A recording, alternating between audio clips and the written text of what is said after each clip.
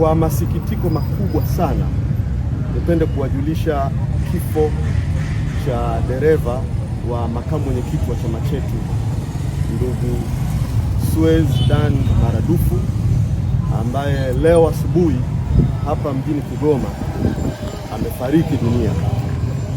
Ndugu Suez amekuwa dereva wa makamu mwenyekiti wa chama chetu bara Mheshimiwa John Heche kwa muda mrefu sana, na kifo chake kimetokea katika hoteli lodge aliyokuwa amefikia mapema leo asubuhi.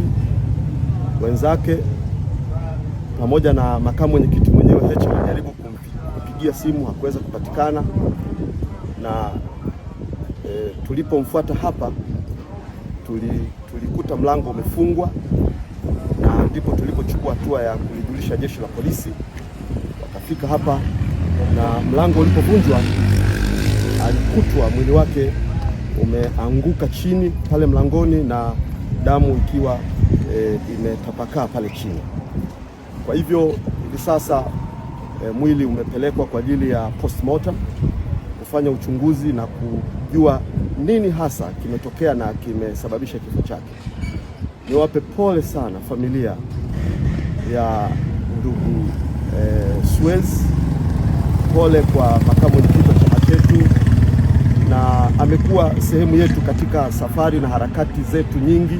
Kwa hiyo amekuwa sehemu ya familia ya Wanachadema. Hivyo niwape pole Wanachadema wote na Watanzania wote ambao wanatutakia mema. Na baada ya uchunguzi ambapo mawakili wetu Deo Mainyila pamoja na Dickson Matata watakuwa sehemu ya mchakato huo wa postmortem, basi tutapata taarifa nyingine za ziada na kufahamu nini hasa kimetokea kwa dereva wa makamu mwenyekiti wa chama chetu ndugu Suez. Mungu awabariki na niwatakie na kuombea faraja ya Mungu katika kipindi hiki cha huzuni kubwa. Asanteni sana.